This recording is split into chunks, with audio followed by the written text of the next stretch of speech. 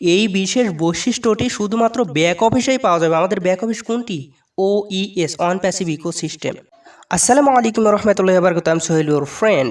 সুরাজ সিং তার ইউটিউব চ্যানেলে একটি ভিডিও দিয়েছেন বা ভিডিও পোস্ট করেছেন, সেখানে রেড ফান্ড আলোচনা করেছেন।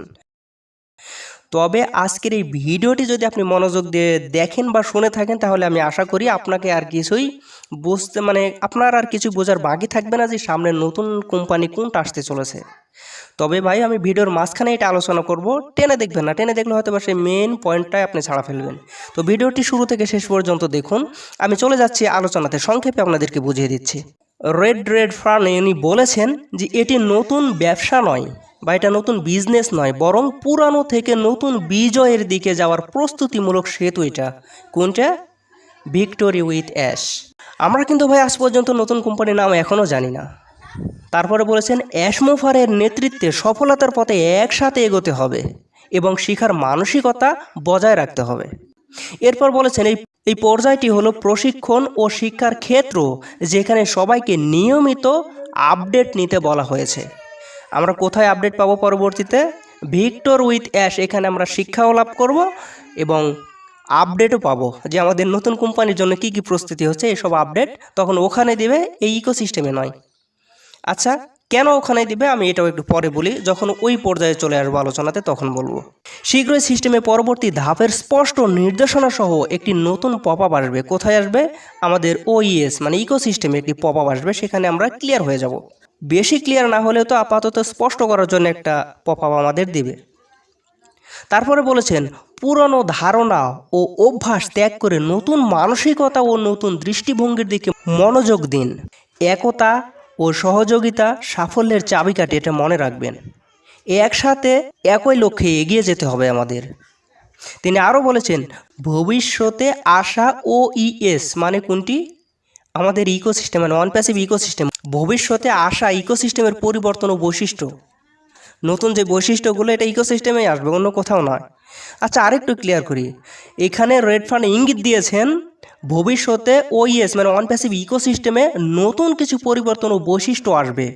এখন থেকে প্রস্তুতি নেন।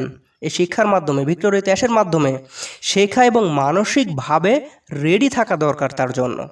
শীঘ্রই সিস্টেমে আরেকটি পপ আপ আসবে যা আমাদের আরও বিস্তারিত এবং স্পষ্ট করে জানাবে। যদি আমি মনে করি যে এটা আরও একটি ক্লিয়ারভাবে আমি শুনতে চাই যে আসলে রেড ফান্ড কী বলেছে, আমি সেটাই আপনাদেরকে এখন দেখাচ্ছি। দেখুন এখানে সুন্দর করে বলা হয়েছে শীঘ্রই সিস্টেমে আরেকটি পপ আপ আসবে যা আমাদের আরও বিস্তারিত এবং স্পষ্ট করে জানাবে। মানে পরবর্তীতে কী কাজ সেটা আমাদেরকে জানাবে। আমি অবাক হব না। দেখুন এখানে সুন্দর লেখা আছে, এটা মনোযোগ দিয়ে দেখার চেষ্টা করবেন যে আমি অবাক হব না যদি আমরা কিছু OES দেখি। মানে রেড ফান্ড অবাক হবে না যদি এই যে আমাদের যে ইকোসিস্টেম আছে এখানে যদি অবাক করা কিছু দেখে, তাহলে তিনি অবাক হবেন না।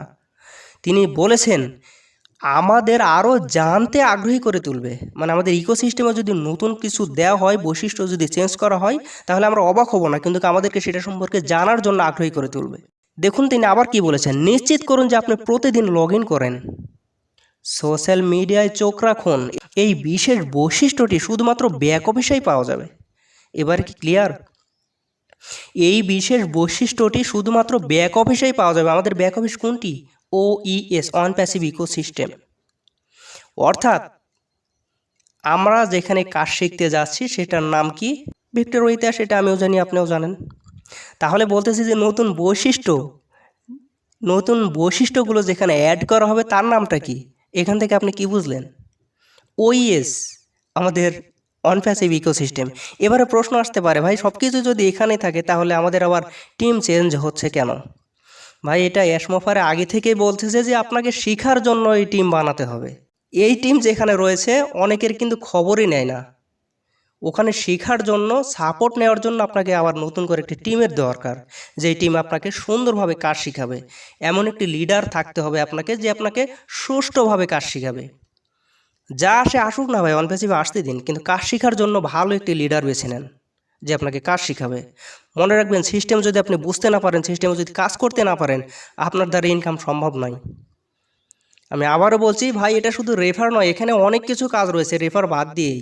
আপনি যদি সিস্টেমটাকে ভালোভাবে জানতে পারেন, বুঝতে পারেন, আপনি সিস্টেম চালু রাখলেই আপনার অটোমেটিক ইনকাম আসবে। কিন্তু কি সিস্টেমটা তো আগে জানতে হবে আপনাকে। যদি জানতে না পারেন তাহলে অনপ্যাসিভ এসে আপনি কি করবেন যদি অনপ্যাসিভ লঞ্চ করে দেয়। এই জন্যে বারবার বলতেছে যে আপনাকে সময় দিতে পারবে, যে আপনাকে শেখাতে পারবে এমন একটি লিডার সিলেক্ট করুন। তো যাই হোক ভাই, ওই লিডার দিকে গেলে আমার দোষ হচ্ছে, আমি ওদিকে যাচ্ছি না। আশা করতেছি যা বলার আপনারা বুঝে নিয়েছেন। এবার শুনে এর পরে কি বলেছে। এই যাত্রাটি হলো মানসিক রূপান্তর ও আত্ম উন্নয়নের ধৈর্য ও ইতিবাচক বজায় রাখতে হবে। অর্থাৎ এখানে আমাদেরকে কাজ শিখাবে, আমরা কাজ শিখব এবং এখানে আপডেট পাবো, এবং যত কিছু মানে আরও যদি কিছু সময় লাগে তাহলে এখানে আমাদেরকে ধৈর্য ধরে ওয়েট করতে হবে। আরও ক্লিয়ার করে আমি বলতেছি, আমাদের ভিক্টর উইথ এসে কাজ শেখানো হবে এবং নতুন যেই বৈশিষ্ট্যগুলো যোগ করা হবে এটার জন্য আপডেটও দেওয়া হবে ভিক্টর উইথ অ্যাশে। এবার কি বুঝেছেন যে ভিক্টর উইথ অ্যাশে কেন আপডেটটা দেওয়া হবে? নতুন বৈশিষ্ট্য যখন যোগ করা হবে ইকোসিস্টেমে, তখন হয়তো বা ইকোসিস্টেম মানে উপলব্ধ নাও থাকতে পারে, অ্যাক্সেসযোগ্য নাও হতে পারে। এই জন্যে আমাদেরকে ওখানেই কাজ শেখানো হবে, ওখানেই নতুন নতুন যত তথ্য হয় সব কিছু আমাদেরকে ওখানে দেওয়া হবে।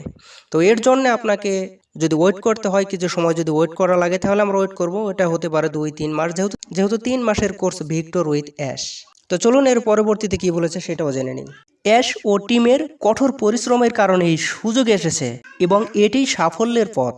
তাহলে শর্টকাটে কি বুঝলাম আমরা ভাই? যা বুঝার বুঝে গেছেন। এটি হলো নতুন যুগে প্রবেশের প্রস্তুতির একটি রাস্তা, যেখানে শেখা, ধৈর্য ধরতে হবে সময়ের জন্য, কেননা কখন লঞ্চ করবে, এবং ঐক্য ও বিশ্বাস হলো আমাদের মূল শক্তি এবং সফলতার চাবিকাঠি। ভাই আমি আশা করতেছি আপনাদেরকে A to Z বুঝে ফেলেছি, কোনো ঘাটতি নেই বোঝানোর জন্য।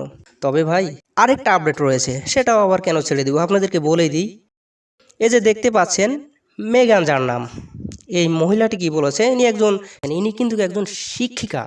তার অভিজ্ঞতা ছিল 25 বছর। তিনি 25 বছরের অভিজ্ঞতা থেকে শেয়ার করেছেন। উনি বলেছেন সাফল্যের জন্য প্রতিভার চেয়ে মানসিকতাই অনেক বেশি গুরুত্বপূর্ণ হবে। অহংকার সফলতার পথে বাধা দেয়, যারা গর্ব করে তারা দূরে যেতে পারে না। বিনয়ী, শিখার ইচ্ছা সম্পূর্ণ এবং কঠোর পরিশ্রমীরাই শেষ পর্যন্ত সবচেয়ে বেশি সফল হয়। প্রশিক্ষণে সফল হতে হলে অভিজ্ঞতা ভুলে অহংকারকে পাশে রেখে একজন বিনয়ী ছাত্রর মতো শিখার মানসিকতা নিয়ে আমাদেরকে ভিক্টর উইথ অ্যাশে আসতে হবে। এছাড়া আপনি কিছুই শিখতে পারবেন না।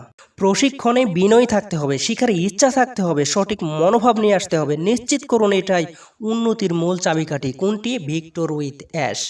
এটা ইনি বলেছেন। ইনি কিন্তু একজন শিক্ষিকা, তার 25 বছরের অভিজ্ঞতা থেকে এই কথাগুলো বলেছেন। যাই হোক, দুইটি আপডেটই আমি আপনাদেরকে সংক্ষেপে বলে দিয়েছি। আরও আপডেট রয়েছে নিচে, যেগুলো দেখেছি ওই আগে যেগুলো আলোচনা করেছি ওগুলোই, মানে যেটাই বলুক, যে এলসি মেম্বার যেটাই বলুক, এখন প্রায় সবকটা সেম কথাই তারা বলতেছে। নতুন কিছু পাওয়া যাচ্ছে না, আর যে নতুন যেটা পাওয়া যাচ্ছে আমি তো আছি সেটা আপনাদেরকে বলার জন্য, নো টেনশন। তো ভাই কথার মধ্যে ভুল ত্রুটি হতে পারে, কেউ আহত পেতে পারেন, ক্ষমা দৃষ্টিতে দেখবেন। তো আজ এই পর্যন্ত, সবাই ভালো থাকুন, সুস্থ থাকুন, ধন্যবাদ।